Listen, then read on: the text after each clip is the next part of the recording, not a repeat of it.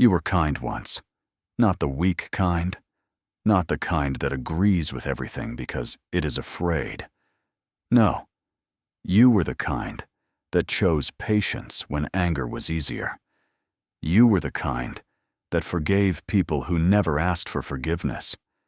You were the kind that stayed in rooms where no one made space for you. And you stayed. And you stayed again.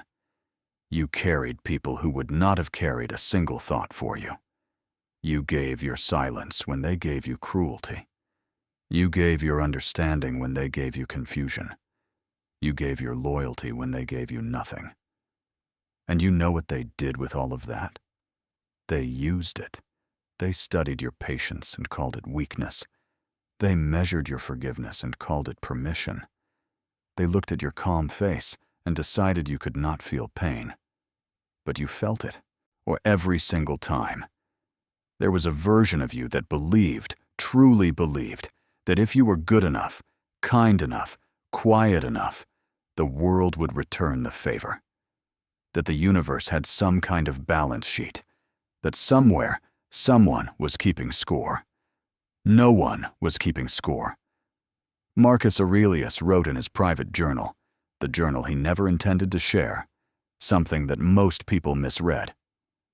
The best revenge is not to be like your enemy.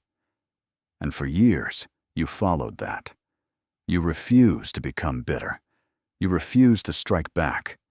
You refused to lower yourself.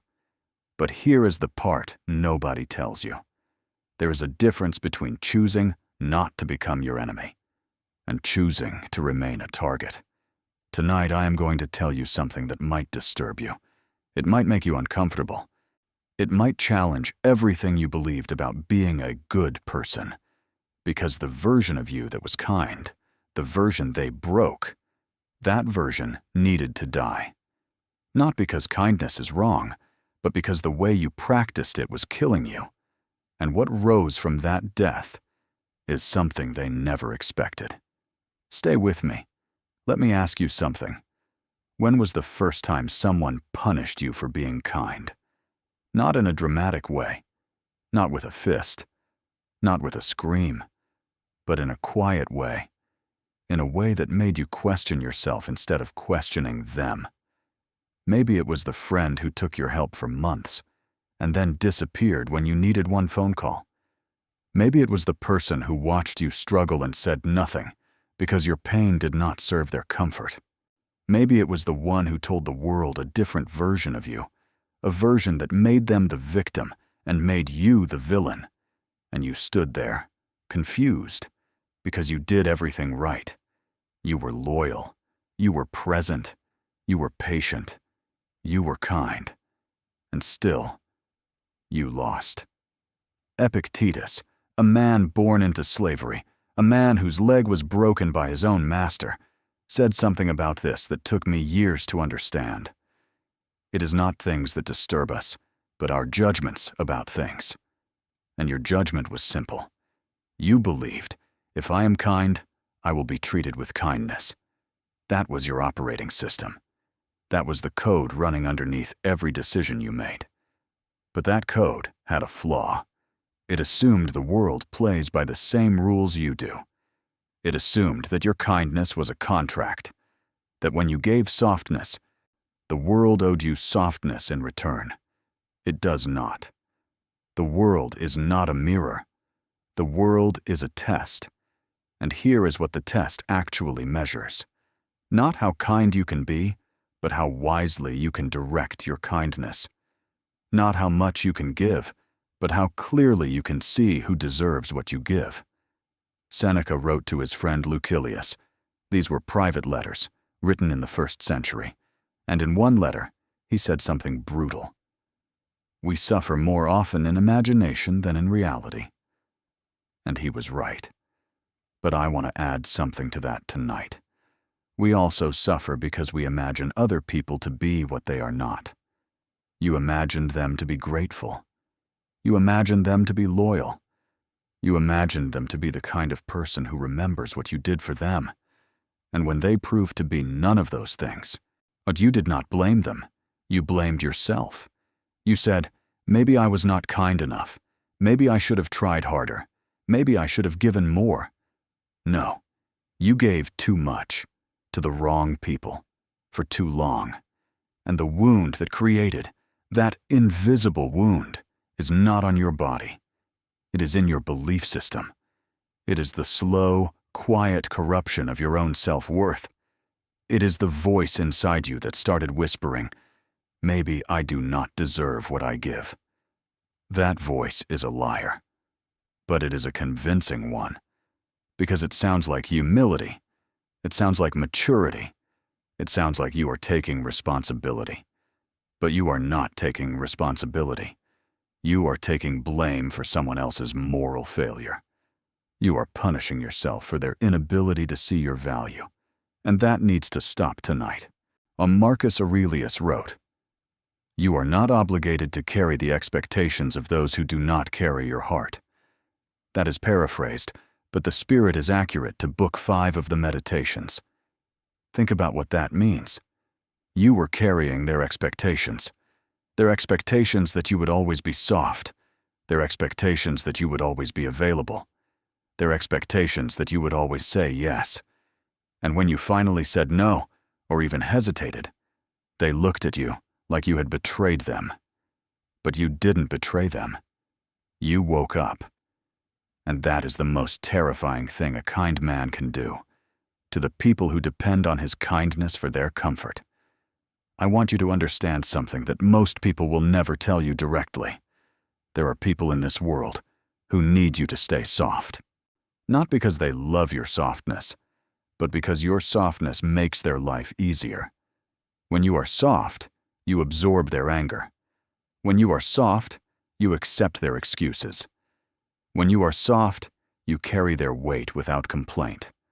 When you are soft, they never have to look at themselves.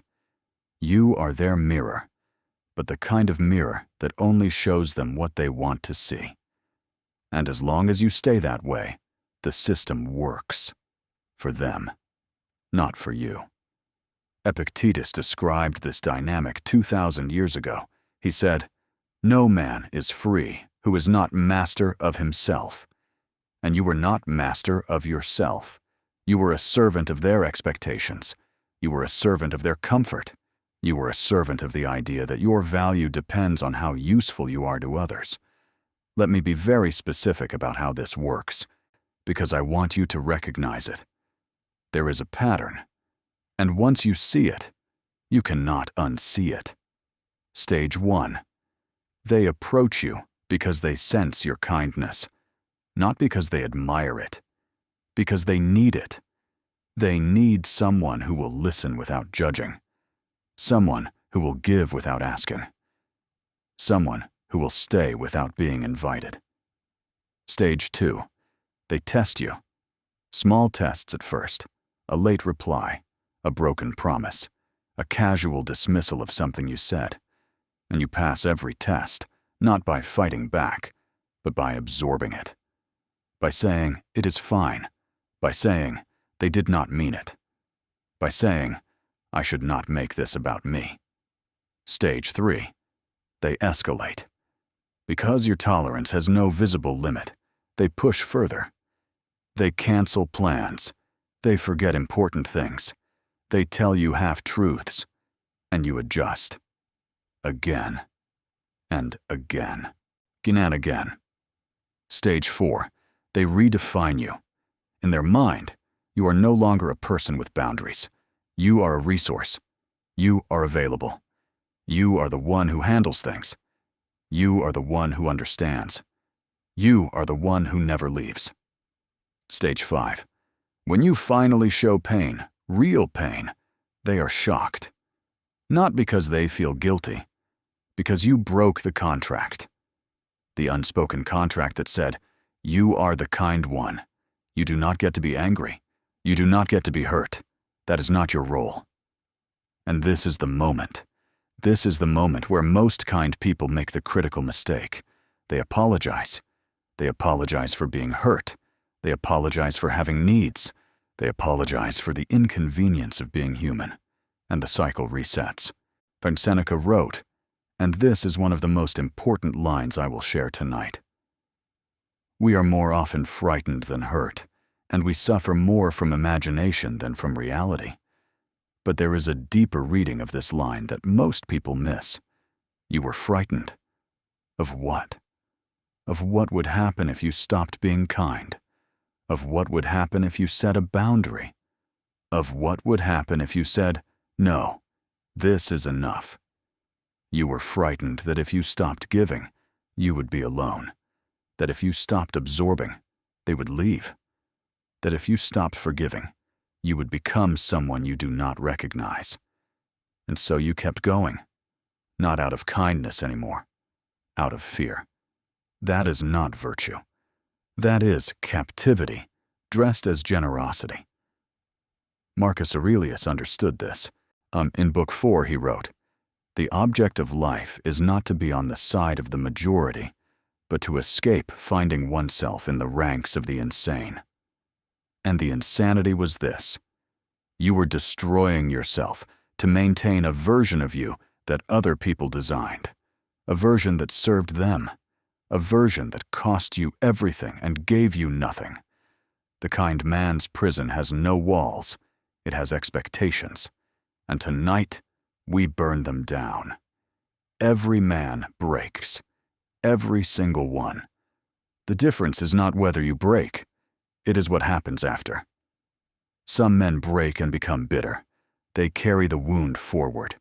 They see betrayal in every face. They build walls so high that even love cannot reach them. That is not strength. That is a different kind of captivity. Some men break and become invisible. They withdraw completely. They stop trusting. They stop trying. They sit in rooms alone and convince themselves that the absence of pain is the same thing as peace. It is not. But some men, a rare few, break in a way that is constructive. They break open, not apart, open. And what comes out is not anger, not revenge, not cruelty. What comes out is clarity, absolute, irreversible clarity. I remember the first time I understood what Epictetus meant when he said, "Circumstances do not make the man, they reveal him." Because your breaking point did not change you. It showed you who you always were, underneath the compliance, underneath the people-pleasing, underneath the years of performing kindness for an audience that never applauded. Underneath all of that was a man who was already strong, a man who was already capable, a man who was already complete. And you just did not know it, because no one ever told you. Because every voice around you was too busy telling you to be softer, quieter, more understanding, more forgiving. And then came the moment, the specific moment. You know the one I mean. You are listening to this right now, and you know exactly which moment I am talking about. Maybe it was a betrayal. Maybe it was a lie you finally saw through. Maybe it was the silence of someone who should have spoken up for you. Maybe it was looking in the mirror and not recognizing the person staring back. Something snapped. Not your patience, not your tolerance. Something deeper. Your belief system cracked. The belief that said, "If I am good, good things will come to me." The belief that said, "If I love them enough, they will love me back." The belief that said, "If I sacrifice enough, someone will notice." Those beliefs, every single one of them, shattered. And in that moment, you felt something terrifying. Freedom. Not the warm, comfortable kind. Not the kind they show in movies where the music swells and everything makes sense. No. This freedom felt cold. It felt empty. It felt like standing in a field at midnight with nothing behind you and nothing ahead. And you thought, what am I now? Marcus Aurelius answered that question, not for you directly, but for himself. In the dark of his tent, somewhere on the front lines of a war he did not want, he wrote, "Very little is needed to make a happy life. It is all within yourself and your way of thinking." And here is the brutal truth of that line. or your way of thinking, the one that kept you soft, kept you giving, kept you absorbing other people's cruelty. That way of thinking was the cage. Not them, not their behavior. Your interpretation of their behavior. You said, "They hurt me because I was not enough." The truth is, they hurt you because they could, because you let them, because your kindness had no fence, no gate, no guard. And that is not a moral failure. That is a strategic one. You were kind without wisdom. You were generous without discernment. You were loyal without conditions. And the world took advantage of that. Not because the world is evil, but because the world responds to what you allow. Seneca said, "It is not that we have a short time to live, but that we waste much of it." And you wasted years. Years of your life, your energy, or your emotional currency, investing in people who were never going to pay dividends. That is over now. Not because you became cruel, but because you became clear. And clarity, my friend, is the most dangerous thing a kind man can acquire. The old version of you had to die. I know that sounds extreme. I know it sounds harsh. But stay with me, because this is the most important chapter of your transformation. The old you, the one who said yes when he meant no, the one who smiled when he was bleeding inside, the one who kept the peace at the cost of his own peace. That version of you served a purpose. It kept you alive during a time when you did not have the tools, the strength, or the awareness to do anything else. But survival strategies have expiration dates. The same behavior that protected you at 15 will imprison you at 35. The same kindness that helped you navigate a chaotic childhood will destroy you in an adult relationship. The same silence that kept you safe in a hostile environment will erase you in a world that only respects those who speak. Marcus Aurelius wrote, "The soul becomes dyed with the color of its thoughts." And for years, your thoughts were the color of appeasement, of accommodation, of self-erasure disguised as selflessness. You thought, "I will make myself smaller so they feel bigger." You thought, "I will swallow my words so they feel heard." You thought, "I will carry their burdens so they feel light." And slowly, so slowly you did not even notice, you disappeared. Not physically. Physically, you were still there, at the dinner table, at the job, in the relationship. But the real you, the one with opinions, with anger, with desire, with ambition, that version of you was buried under years of accommodation. Seneca described this kind of death with terrifying accuracy. Life, if you know how to use it, is long enough. But you were not using your life. You were renting it out to people who paid nothing.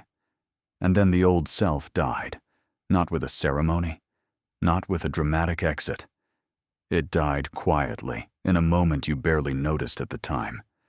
Maybe it was the night you stopped replying. Maybe it was the morning you looked at your phone, saw their name, and felt nothing. Maybe it was the afternoon you drove past a place that used to fill you with sadness and felt only silence. The absence of pain where pain used to live. That is the funeral of your old self. And here is what nobody prepares you for. Grief. You will grieve the old you, not because the old you was better, but because the old you was familiar. The old you was comfortable. The old you knew exactly what role to play, exactly what face to wear, exactly what words to say. The new you does not know any of that yet. The new you is raw, unfinished, uncertain. And that uncertainty feels like failure. It is not failure. It is birth. Epictetus, remember, this man was a slave who became one of the most respected philosophers in human history. He said, "First say to yourself what you would be, and then do what you have to do." And now you must say to yourself, clearly, without apology, what you would be. Not what they want you to be. Not what makes them comfortable. Not what keeps the peace. What you would be. And here is my observation, after studying these ancient texts for years, after watching thousands of people go through this same transformation. What you would be is already what you are. You are not building a new person. You are uncovering the one that was always there, the one they buried under obligations, guilt, and the relentless demand that you perform kindness like a trained animal. That person, the real you, does not need their approval, does not need their validation, does not need their permission to exist. That person is already complete, and that terrifies them.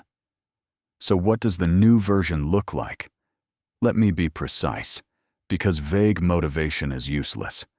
I want you to leave this video tonight with a clear, executable framework for how to exist as a man who is both kind and unbreakable. So first principle, kindness becomes selective. The old you gave kindness to everyone equally. The new you gives kindness proportionally, based on what people have earned, not what they demand. This is not cruelty. This is resource management. Marcus Aurelius governed an empire of 60 million people. He could not afford to give equal attention to everyone. So he developed a principle, implied throughout the meditations, that I will state plainly. Your energy is your empire. Govern it accordingly. Not everyone deserves the same access to you. Not everyone has earned the right to your time, your thoughts, your emotional labor. Some people get the outer wall. Some people get the courtyard. Very few get the throne room. And the ones who get the throne room, they earned it. Through consistency, through reciprocity, through proving, but over time, that they value what you offer. This is not arrogance. This is architecture. Second principle, silence replaces explanation. The old you explained everything. You explained your feelings. You explained your boundaries. You explained why you were hurt. You explained and explained and explained, hoping that if you found the right words, they would finally understand. They understood. They always understood. They simply did not care. Epictetus said, "Don't explain your philosophy. Embody it." The new you does not explain. The new you demonstrates. Through action, through distance, through the quiet, undeniable evidence of a life that is improving without them in it. When someone asks why you changed, you do not owe them a presentation. A simple silence is more eloquent than any speech. Third principle, boundaries become non-negotiable. The old you had boundaries that were more like suggestions. Someone pushed, you moved. Someone pushed harder, you moved further. Your boundaries were drawn in sand, and every tide erased them. The new you draws boundaries in stone, not aggressively, not with anger, with calm, absolute certainty. I do not accept that. That does not work for me. No. No explanation, no justification, no apology. Seneca wrote, "He who is brave is free."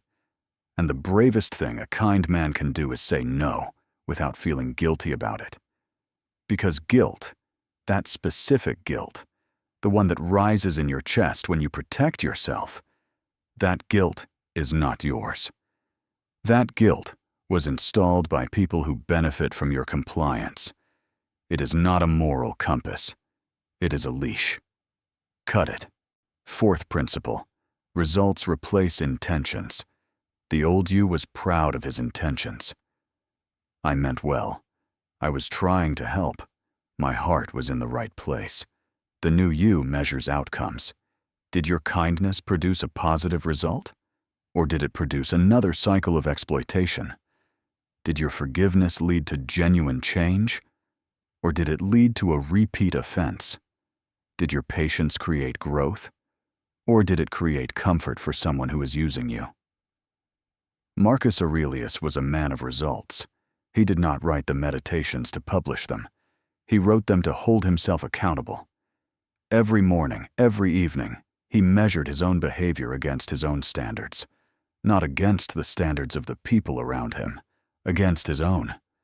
That is the operating system upgrade, and you stop measuring yourself by how much you give and start measuring yourself by how wisely you give. And then one day, they notice. The people who broke the kind version of you, they wake up one morning and realize something has changed. Not in the world, in you. You are quieter, but not the old quiet, not the quiet of a man who is swallowing his words. This is the quiet of a man who has nothing to prove. You are calmer, but not the old calm, not the calm of a man who is suppressing his anger. This is the calm of a man who has processed his anger and emerged on the other side. You are distant, but not the old distance, not the distance of a man who is punishing someone with silence. This is the distance of a man who has simply redirected his attention to things that matter. And they do not know what to do with you, because the old playbook does not work anymore. They try guilt. You do not react. They try anger. You walk away. They try flattery. You see through it. They try silence.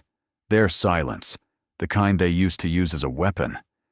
And you do not even notice, because you are no longer monitoring their mood to determine your own. This is what happens when a kind man wakes up.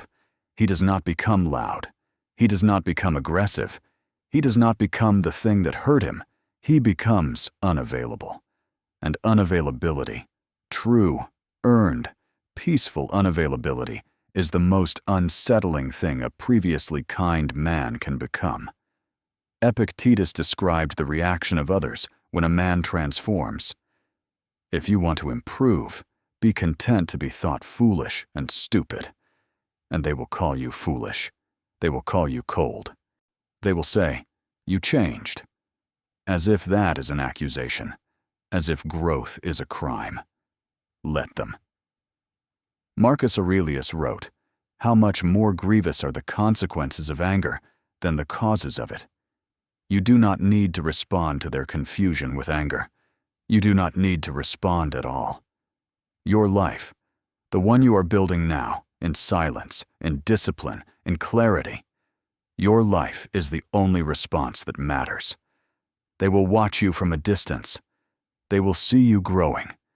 They will see the calm in your eyes. They will see the steadiness in your walk. They will see the absence of desperation. And they will realize, slowly, painfully, that they didn't break you. They freed you. The cage they built for you, made of expectations, guilt, and emotional manipulation. You walked out of it, and you didn't even look back. That is not revenge. That is evolution. Seneca said, "True happiness is to enjoy the present, without anxious dependence upon the future." And for the first time in your life, you are present. Not planning how to fix someone else's mood. Not worrying about whether they are upset with you. Not calculating how to make everyone comfortable at the cost of your own comfort. You are simply here, in your own life, occupying your own space, breathing your own air. And it is enough. But I would be lying if I told you this was easy. There is a stage of this transformation that nobody talks about. The motivational videos skip it. The self-help books gloss over it. The social media posts never mention it. Loneliness. Not the romantic kind. Not the kind that is solved by meeting someone new. A deeper kind. A structural loneliness. The loneliness of a man who has outgrown the people around him, but has not yet found the people who match who he is becoming. You are in a hallway. You left one room, the room of the old you, the room of compliance and overgiving and self-erasure. And ahead of you, there is another room, the room of the man you are building. But right now, you are in the hallway, and the hallway is empty. No one claps for you in the hallway. No one validates you. No one says, "You are doing the right thing." Because the people in the room you left think you made a mistake, and the people in the room ahead do not know you yet. This loneliness is not a punishment. It is a prerequisite. Marcus Aurelius spent years on the northern frontier of the Roman Empire, far from Rome, far from comfort, surrounded by soldiers, but essentially alone with his thoughts. And during that time, he wrote some of the most profound observations in human history. He was in the hallway, and from that hallway, he wrote, "Nowhere can man find a quieter or more untroubled retreat than in his own soul. Your soul is the hallway, and the hallway is not empty. It is full of you. For the first time, it is full of only you. No one else's expectations, no one else's demands, no one else's version of who you should be, just you. And that can feel terrifying, because you have never been alone with yourself before. Not really. You were always performing kindness, performing patience, performing calm. And now the audience is gone, and you are standing on an empty stage. But here is what I need you to hear. The loneliness is temporary. The clarity is permanent. The people who belong in the next chapter of your life, they are coming. But they will not come while you are still performing. They will come when you are real, when you are unpolished, when you are the honest, unedited version of yourself. Because the right people are not attracted to your performance. They are attracted to your truth. Seneca wrote to Lucilius, "One of the most beautiful qualities of true friendship is to understand and to be understood. And you cannot be understood by people who only know the version of you that was designed to please them. You can only be understood by people who meet the real you, the post-transformation you, and choose to stay. Those people exist. They are rare. But they exist, and they are worth the hallway." See, so if you are in the hallway tonight, if you are listening to this in a quiet room, alone, wondering if you made the right choice, I want you to know, you did. The hallway is proof that you moved. The loneliness is proof that you are no longer willing to fill your life with people who take without giving. And the silence you feel right now, that silence is not absence, it is space. Space for something better. Now, let me talk about discipline, because transformation without discipline is just a mood. The kind man who wakes up, the one who stops giving himself away, that man does not automatically become strong. He becomes aware, and awareness without action is just another form of suffering. So what does the rebuilt man do every day? He trains his mind before anyone else can influence it. Marcus Aurelius woke up every morning and reminded himself of what he would face. When you wake up in the morning, tell yourself, the people I deal with today will be meddling, ungrateful, arrogant, dishonest, jealous, and surly. Not as pessimism, as preparation. The old you was blindsided by bad behavior because you expected good behavior. The new you expects reality. And reality includes people who will lie, manipulate, and take. That is not cynicism. That is operational awareness. Every morning, before the phone, before the news, before any voice outside your own head, you sit with yourself, even for 5 minutes, and you ask, what do I want today? Not what do they want? What do I want? What will I tolerate today? Not everything. Not whatever happens. Specific limits. Clear lines. What will I protect today? My energy, my time, my peace. Specific resources that I will not hand over to anyone who has not earned them. This is not a meditation. This is a military briefing for your own mind. Second discipline. The rebuilt man reviews his day before he sleeps. This is Seneca's practice. Every night, Seneca would ask himself 3 questions. What did I do well today? Where did I fall short? What will I do differently tomorrow? Not with judgment, not with shame. With the clinical curiosity of a man who is improving by 1% every day. You do not need to transform overnight. You need to transform consistently. 1 degree of change per day. In a year, that is 365 degrees. A complete revolution. Third discipline. The rebuilt man protects his environment.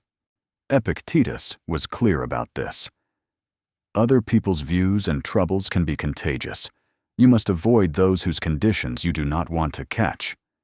This is a paraphrase, but the principle is solid. The people around you shape you. Their energy becomes your energy. Their standards become your standards. Their chaos becomes your chaos. The rebuilt man audits his environment the way a general audits his supply lines. Who is feeding him strength? Who is draining his reserves? Who is neutral? Who is actively undermining his progress? And then he acts, not out of cruelty, out of necessity. Some people get moved to the outer wall. Some people get removed entirely. Not with anger, with understanding. With the quiet acknowledgement that not everyone who was present in your pain deserves to be present in your peace. A fourth discipline. The rebuilt man builds in silence. No announcements, no proclamations, no social media declarations about his new journey. Marcus Aurelius ruled the most powerful empire in the world and wrote his deepest thoughts in a journal he kept beside his bed. He did not share them. He did not seek validation. He did not need anyone to tell him he was on the right path. The rebuilt man works the same way. He builds his body in silence. He builds his mind in silence. He builds his financial security in silence. He builds his skills in silence. And one day, not in a dramatic reveal, but in the accumulated evidence of consistent effort, people notice. Not because he told them, because the results spoke. That is the discipline. Quiet, consistent, relentless. And now we arrive at the part they fear most. The man they cannot control. Because a kind man with no boundaries, that man is controllable, predictable, manageable. But a kind man with clarity? A kind man with discipline? A kind man who knows exactly what he will and will not accept? That man is a force of nature. And the reason they fear him is not because he is aggressive. The reason they fear him is because he is calm. Because his calmness is not an act. It is not a strategy. It is not a performance. It is the natural state of a man who has stopped fighting for other people's approval and started building his own kingdom. Marcus Aurelius wrote, "You have power over your mind, not outside events. Realize this, and you will find strength." And that is exactly what happened. You realized that the only thing you ever had control over was yourself. Not their behavior, not their feelings, not their loyalty. Just yourself. And so you mastered yourself.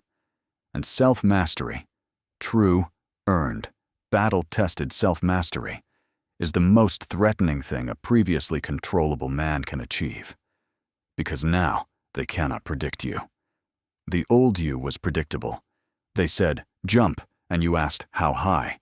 They said, "Forgive me," and you said, "Of course." They said, "I need you," and you came running. Every time, without question, without reservation. The new you does not run. The new you walks, deliberately, toward things that matter, and they cannot stand it. Not because they miss you, though some of them do, but because your transformation holds a mirror up to their own stagnation. Your growth reveals their complacency, Your discipline exposes their chaos. Your peace highlights their noise. You did not intend this. You were not trying to make them feel inadequate. You were simply trying to survive, to heal, to rebuild. But growth has a gravitational pull, and it affects everyone in your orbit, whether they want it to or not. Seneca understood this. Difficulties strengthen the mind, as labor does the body. And every difficulty you endured, every betrayal, every dismissal, every moment of being taken for granted, those were the weights, and you lifted them, not in one dramatic moment, day after day after day after day. And now you are strong in a way that has nothing to do with muscle. You are strong in your thinking, strong in your decisions, strong in your refusal to accept less than you deserve. Epictetus said, "Wealth consists not in having great possessions, but in having few wants." And your wants have been refined. You no longer want their approval. You no longer want their attention. You no longer want to be needed by people who only value you for what you provide. You want peace. You want truth. You want depth. And those three things, peace, truth, depth, are available to you right now. Not in some distant future. Not after some final achievement. Right now. Because you already did the hardest part. You walked away from the version of you that the world found convenient. And you chose the version of you that the world finds uncontrollable. Before we close, I want to share something personal. If Marcus Aurelius, the emperor of Rome, the philosopher king, the man who governed millions while battling disease, betrayal, and war, if he could write you a letter tonight, I believe it would say something like this. To you, who survived the cruelty of people you loved, I know what you carry. I carried it too. The weight of being good in a world that does not reward goodness. The exhaustion of being kind to people who see kindness as opportunity rather than gift. I want you to know that your struggle was not meaningless. Every betrayal taught you discernment. Every dismissal taught you self-worth. Every night spent questioning yourself taught you the most important question a man can learn to ask. Is this serving me, or am I serving someone else's comfort? You did not become cold. You became clear. And clarity in a world of confusion is the rarest form of strength. Do not mourn the old version of yourself. Honor it. It did what it could with what it had. But it is finished now. And what has emerged in its place is not a lesser man. It is a truer one. The people who cannot control you, let them struggle with that. It is not your concern. Your concern is simple. Live according to your nature. Your real nature. Not the nature they assigned to you. And your nature, when uncorrupted by fear, by guilt, by the desperate need to be loved at any cost, your nature is magnificent. So walk forward, without apology, without explanation, without looking back to see who is watching. They will talk about the man you became, not because you asked them to, because they will not be able to look away. Marcus. That is not a real letter from Marcus Aurelius, but every sentiment in it is drawn from the Meditations. From a man who faced the same battles you face, in different armor, on a different field, but the same war, on the war for your own soul. And you are winning.